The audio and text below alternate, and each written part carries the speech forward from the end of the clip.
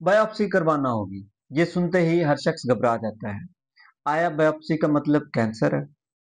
मैं हूं डॉक्टर मोहम्मद असद और आज मैं बात करूंगा बायोप्सी क्या है, उसकी अकसाम क्या है और बायोप्सी कैसे ली जाती है। बायोप्सी क्या है? ये एक टेस्ट है जिसकी मदद से हमारे जिस्म से किसी भी जगह से खुलिए या टिश्यूज लिए जाते हैं और उनको माइक्रोस्कोप के नीचे एग्जामिन किया जाता है और उसके बाद एक रिपोर्ट जनरेट की जाती है कि ये आया नॉर्मल थे, कैंसरस थे या इन्फेक्शियस थे। नीडल बायोप्सीज में सबसे पहले एफएनएसी है, जो कि फाइन नीडल एस्पिरेशन साइटोलॉजी है। इसमें टिश्यूज या खुलिए लिए जाते हैं छोटी सुई की मदद से और उनको एग्जामिन किया जाता है। ये टेस्ट थायराइड के कैंसर्स के लिए, ब्रेस्ट कैंसर्स के लिए इस्तेमाल होता है। सेकंड नंबर पे कोर नीडल बायोप्सीज हैं। कोर नीडल बायोप्सीज में मोटी सुई इस्तेमाल होती है और टिश्यूज का एक कॉलम लिया जाता है, ज़्यादा टिश्यू लिया जाता है सैंपल के लिए। और ये टेस्ट जिगर के कैंसर्स के लिए, ब्रेस्ट कैंसर्स के लिए और प्रोस्टेट के कैंसर्स के लिए इस्तेमाल होता है। तीसरे नंबर पे इमेज गाइडेड बायोप्सीज हैं। ये आपको नाम से बता रहे हैं कि इसमें एक मोडेलिटी इस्तेमाल की जाएगी। वो अल्ट्रासाउंड गाइडेड हो सकती है, सीटी गाइडेड हो सकती है या फिर एमआरआई गाइडेड, ताकि रसोली की, गिल्टी की एग्जैक्ट पोजीशन पे जाके बायोप्सी ली जाए। ये आमतौर पे जिगर के कैंसर के लिए इस्तेमाल होती है। चौथे नंबर पे स्टीरियोटैक्टिक बायोप्सीज हैं। स्टीरियोटैक्टिक बायोप्सी ये ब्रेन ट्यूमर्स में इस्तेमाल होती है। आमतौर पे ब्रेन ट्यूमर्स में इस्तेमाल होती है कि जब ट्यूमर किसी ऐसी जगह पे हो जहाँ पे सर्जरी मुमकिन ना हो। इस बायोप्सी के लिए कंप्यूटर की मदद से सीटी और एमआरआई इमेजेस को फ्यूज करके एक 3D इमेज बनाया जाता है उस गिल्टी का और उसके बाद उसकी बायोप्सी ली जाती है। सेकंड नंबर पे एंडोस्कोपिक बायोप्सीज हैं। एंडोस्कोप क्या है? एंडोस्कोप एक फ्लेक्सिबल ट्यूब है जिसके सामने एक लाइट सोर्स होता है और कैमरा होता है और डॉक्टर्स हजरात एबनॉर्मल टिश्यू के सैंपल्स लेते हैं। ये एंडोस्कोपिक टेस्ट खुराक की नाली के कैंसर, मैदे के कैंसर, बड़ी आंत, छोटी आंत के कैंसर, उसके लिए कोलोनोस्कोपी है। हलक के कैंसर के लिए लेरिंगोस्कोपी और फेफड़ों के कैंसर के लिए ब्रोंकोस्कोपी है।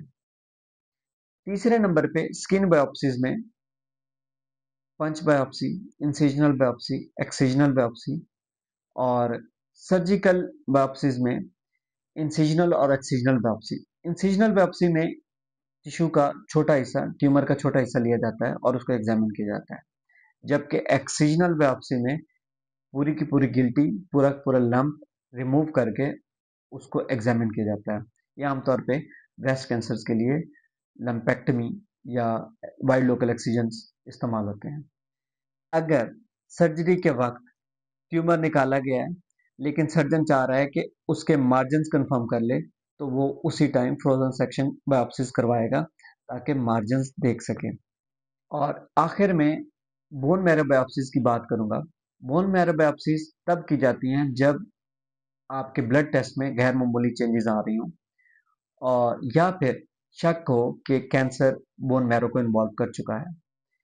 बोन मैरो बायोप्सीज ल्यूकीमिया के पेशेंट्स में, लिम्फोमा के पेशेंट्स में और मल्टीपल माइलोमा के पेशेंट्स में की जाती हैं। बोन मैरो बायोप्सी में एक मोटी नीडल इस्तेमाल की जाती है और वो हिप बोन से मैरो का सैंपल लेती है। बोन मैरो क्या है? ये हमारे हड्डियों में मौजूद एक नरम गोदा या एक नरम मादा है जो खून के खुलिये पैदा करता है। ये तमाम बायोप्सीज आमतौर पे लोकल एनेस्थीसिया के अंडर की जाती हैं कि जगह को सुन्न किया जाए ताकि मरीज को कम दर्द हो और वो उसी दिन घर जा सके। बायोप्सीज के जब सैंपल ले लिए जाते हैं तो उन सैंपल्स को लेबोरेटरीज में भेजा जाता है।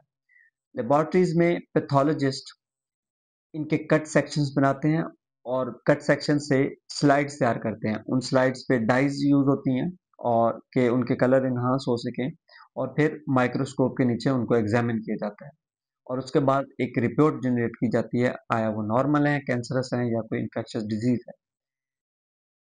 उस रिपोर्ट में ना सिर्फ ये बताया जाता है बल्कि अगर कैंसर है तो कैंसर की टाइप कौन सी है और उसका ग्रेड कौन सा है।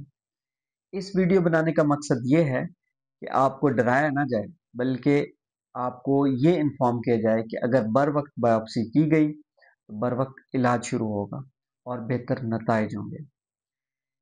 नीचे कमेंट के सेक्शन में मुझे बताएं कि इसमें से किन बायोप्सी की अकसाम का आपको पहले इल्म नहीं था। Thank you.